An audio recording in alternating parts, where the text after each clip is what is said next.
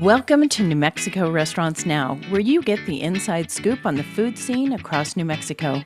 This episode was brought to you by NMRA's Chef's Table sponsors. These businesses provide the most generous level of support to help keep our restaurants protected, informed, and successful. So, thank you to Benny Keith Foods, the Food Industry Self-Insurance Fund, Heartland Payment Systems, Shamrock Foods, Cisco New Mexico, and U.S. Foods. We wouldn't be here without you. I'm Carol White, CEO of the New Mexico Restaurant Association, and our guest today is Bahjat Shariff, the Chief Operating Officer with Twisters, Burgers, and Burritos in Albuquerque. Welcome, Bahjat. Good morning, Carol. Thank you. Thank you for having me. Oh, it's so nice to have you here. Let's talk a little bit about how you got here, because you're fairly new to New Mexico, and I'd like to hear a little bit about your background, and then we'll go into the food and the atmosphere at the Twisters of Albuquerque. All right. So let me give you maybe a 5-minute tour how I started. So I am an immigrant, came to this country at the age of 18 to Los Angeles to go to college. And then at that time, it was a very difficult time in where I came from my country. So there was a lot of war and what have you. And my parents were unable to support a foreign student, going to college. So I needed to get a job right away. And I remember I lived in a city called Azusa, Azusa, California. And my lucky day, there was a Kentucky Fried Chicken across the street from my college, Citrus College, and I knew Kentucky Fried Chicken from my little Beirut times. So I said, "Hey, let me go apply." So I applied. I ended up working for KFC for 10 years. I also, it's a funny story, is the day I put in the application over the counter, this nice 17-year-old gave me the application and filled it out. So ended up married and having 5 kids later. So we've been married for 37 years this year. So it's a great story all around because it created a wonderful opportunity for me, for my family. Ended up being in the restaurant business the rest of my life. So Oh, that's such a wonderful story. Oh, my heart is just. Thank you. Thank you. That's a great restaurant story, right? Well, that's why I'm very grateful for the industry because, I needed to go to college, and I remember a semester was $700 even back then in 1984, 1985. So, how are you going to get all that much money? Right. So I started at KFC at $3.35 an hour. I was a cook for a year. And then I became an assistant manager, became a general manager. And then I became a market manager, which is kind of like a multi-unit manager for 27 stores for the last many years. And, I left KFC in 94, and, ran 27 some restaurants at a younger age, and it created a wonderful opportunity. And I never thought in my life I'll be in the restaurant business, all right, obviously. And I came to the country to study computer science of all the crazy things in the 80s, all right? And I never knew anything about computer science. Till today, I don't know anything about computer science. But all I know is, creating opportunity, working with people, working with customers, hospitality industry. And my wife moved on and she became a bookkeeper and she studied accounting. And then I stayed in the restaurant business. So in Los Angeles, I left to go work for Au Bon Pain, which is a Boston-based company at that time in Los Angeles. And I opened up 12 restaurants in California. And then they gave me an opportunity to move to Boston. So in 96, I moved to Boston. That's how I ended up on the East Coast for a very, very long time. And lived in the East Coast for about 24 years and started my career in the East Coast with Panera Bread, which is related to Au Bon Pain at the time. And ended up working for Panera for 20 years. So then after that, I lost my job with COVID right in March 2020, where we had to restructure the company and everything. And I wanted to get back to the West Coast. And so I, right around March 2020, right? So that was in the peak of the pandemic. And obviously our industry was truly struggling to find its footing. And where everybody gonna be.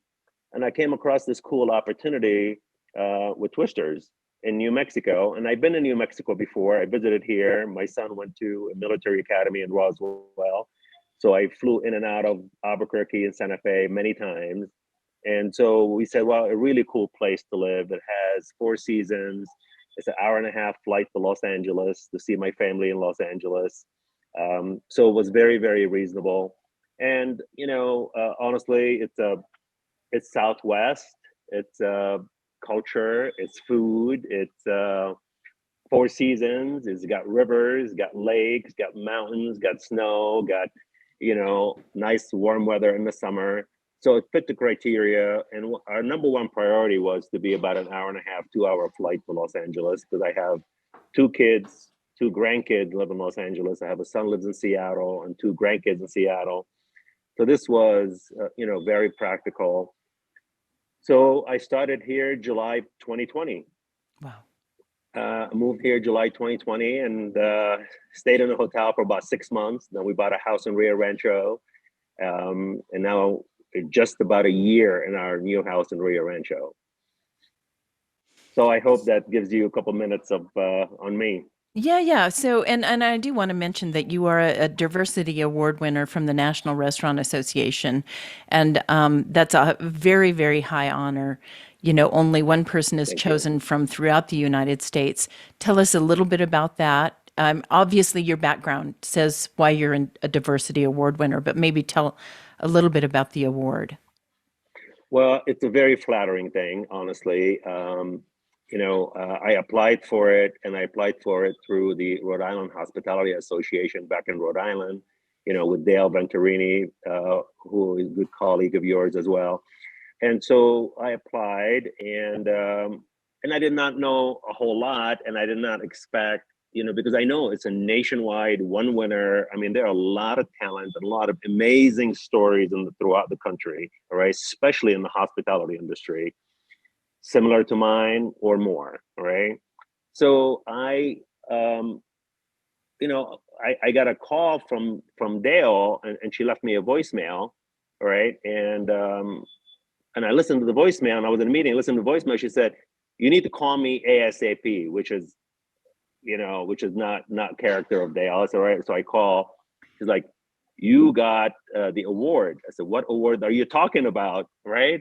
And so it was very flattering, and they had a film crew come into town and do a video on me, and we had a nice ceremony in Washington D.C. at the time. That was 2012, and met some amazing over the top people that spent their entire life in the hospitality industry, creating wonderful career and being part of every community they are in. So I was really honored to be part of this, and it stayed with me for a long time. I remember I never told anybody, like the next couple of days, and because I didn't know how to just, to let everybody know yet and how to explain it. And I happened to be at a Panera Bread convention, right? There was like 3,000 people, right? And I had no clue. And a big screen, big presentation, and there's like a little, you know, uh, tinker marking in the bottom, right? It said Bahjat Shariff Diversity Award, 2012 National Restaurant Association. I was like, how the heck did that get here, right? And it Nice. was, it was a really, really cool thing, honestly. And so I'm humbled by it, and I appreciated the recognition. But Carol, to tell you honestly, I meet people every single day, as we all know, all right? Here in the Twisters I'm in here, and right on North Coors, right? There are people came to the country with nothing, looking Yeah. for opportunities, and the hospitality industry, which is the industry of opportunity, giving them opportunities just like it gave me and many other people, all right? I mean, countless number of people. And that's what the Yes. hospitality industry strives on, right? Amazing folks, amazing people that love hospitality, love service, love food, right? Well, and I've got to say, I know I love the way you work with your folks, with your people. I do want to talk quickly and about the food and the restaurants.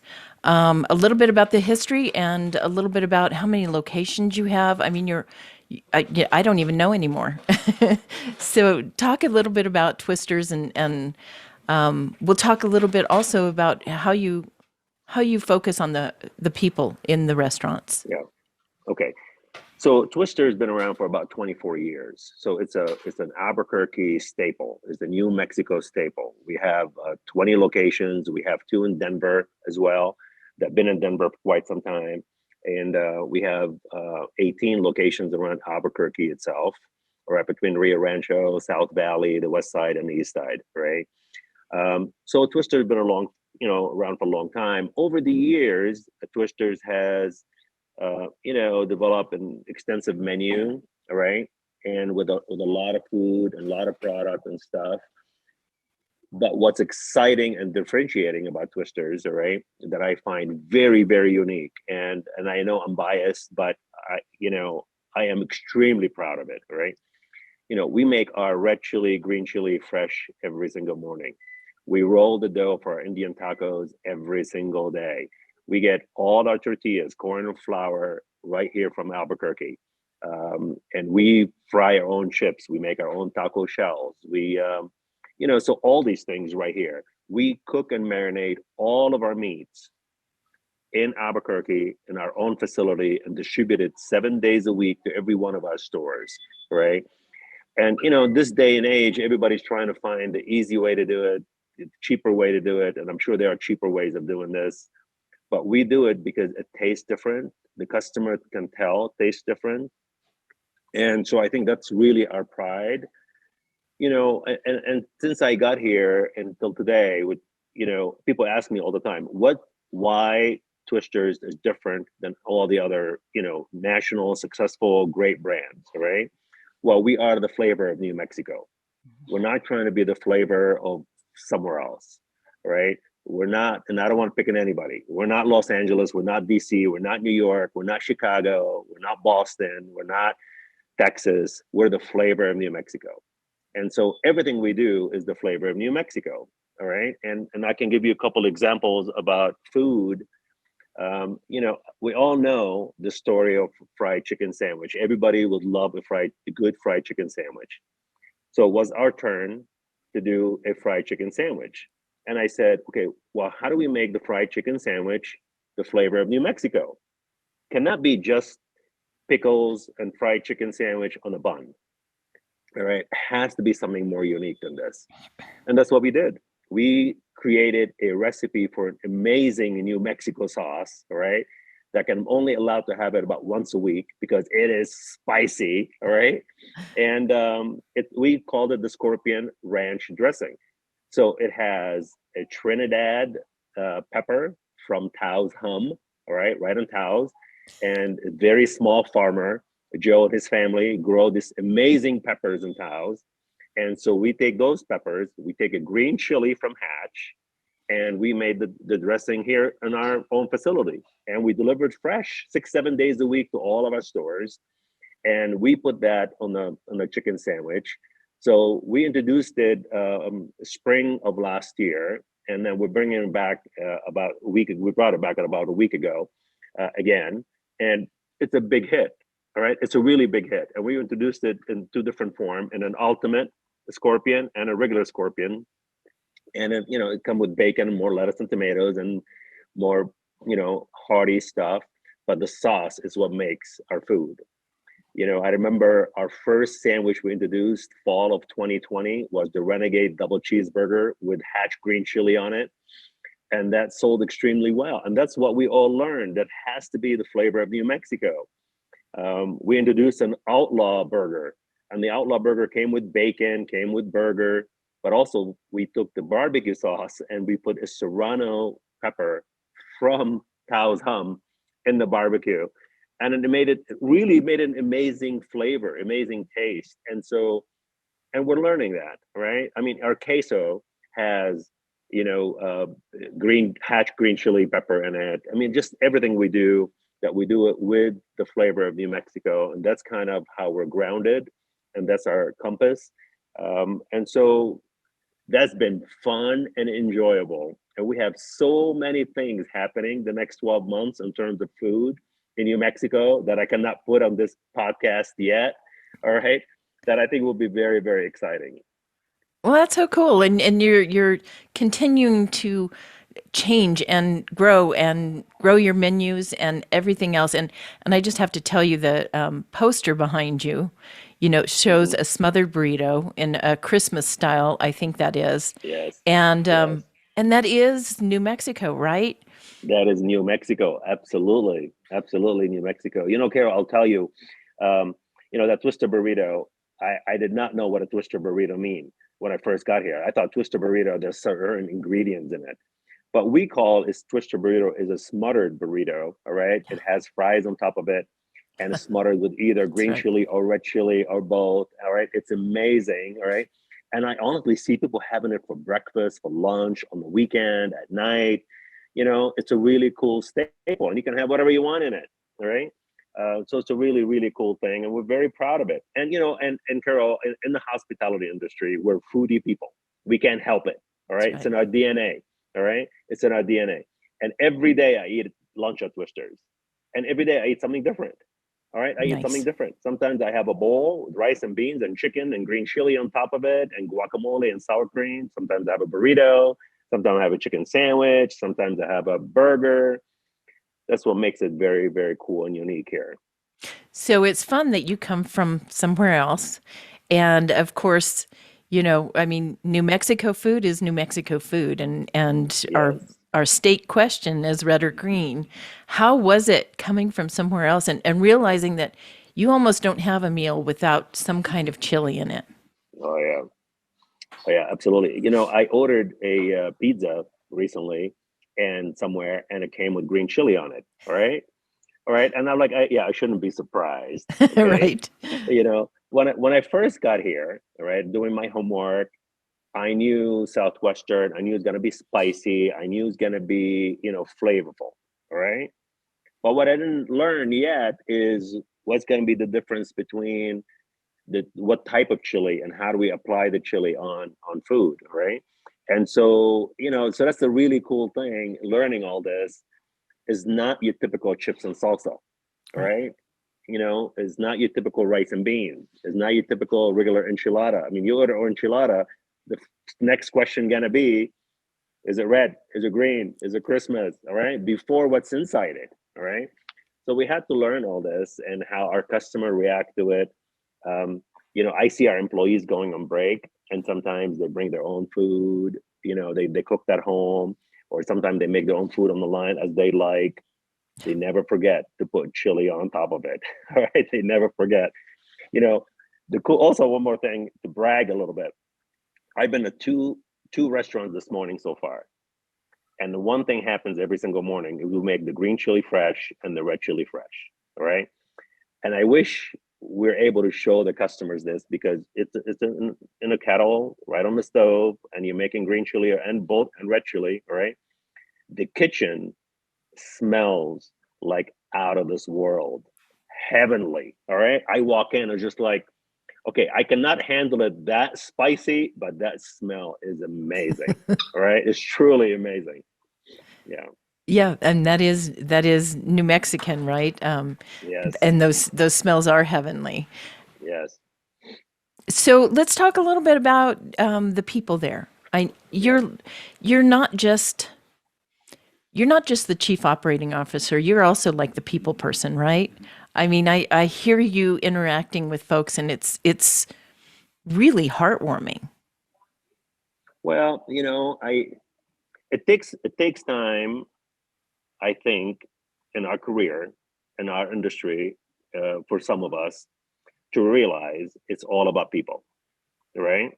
And it takes a little while, I think, because we get caught into, clean restaurants, food, running food costs, running labor costs, increasing sales, maintaining facilities, painting buildings. We all get caught into that, right? We get caught into hiring and training and a million things. At the same time, it's all about people. When you have the right people working with you, life changes, Hmm. right? Life becomes a lot better. So My entire career, and I would say the last maybe 10 years or so, I think I became an advocate for treating people with the highest level of integrity and the highest level of respect. All right. I'm not afraid to be vulnerable with people and tell them how much we care about them, how much we love them. I'm not afraid to hold all of us accountable either. But at the same time, we're all humans. We all want to enjoy where we work. We want Yes. to have fun what we do, all right, every day. Otherwise, then it's become just a job. Then might as well work anywhere else, all Right. right? Right. But I worked for one company for 10 years, my early career, then next company for 5, and the next company for 20. All right. So, and I want our employees to do the same thing.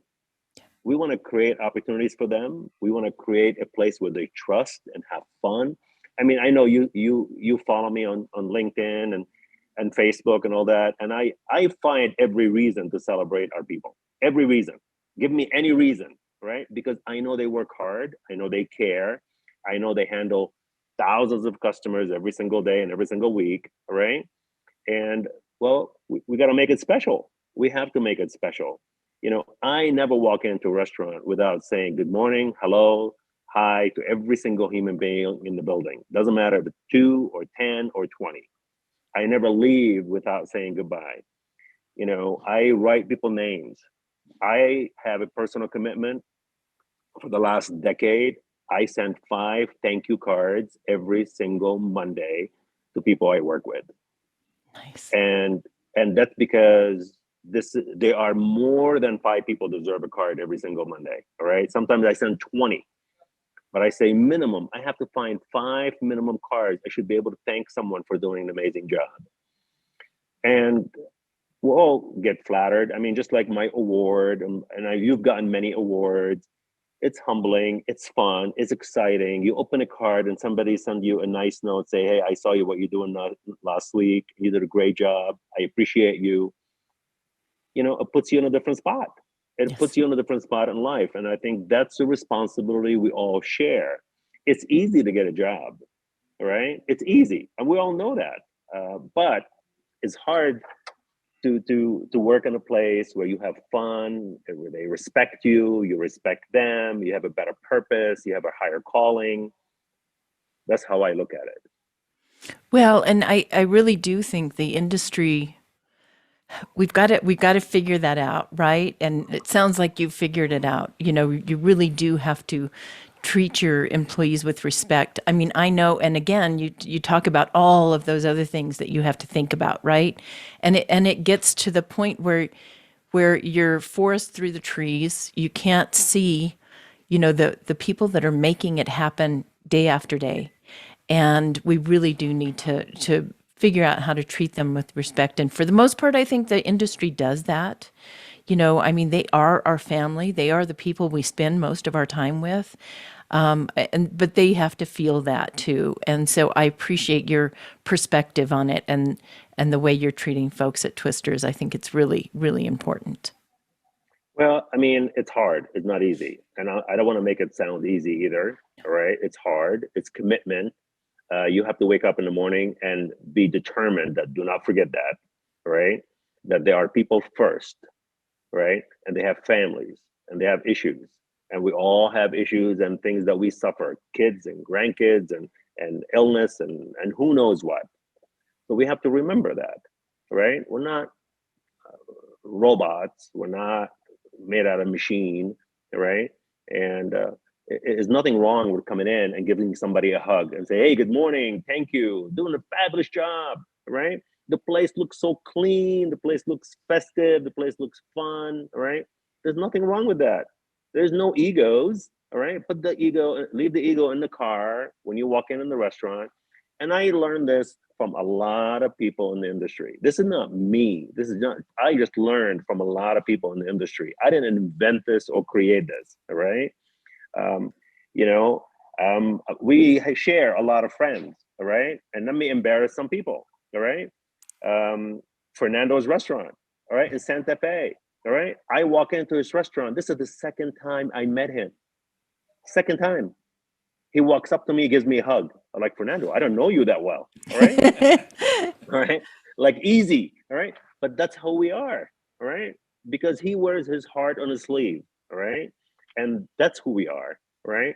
And I think we should not forget that, honestly. Well, I agree. I couldn't agree with you more. And I will say that I think in this industry, we're able to do that more with each other. You know, there's not this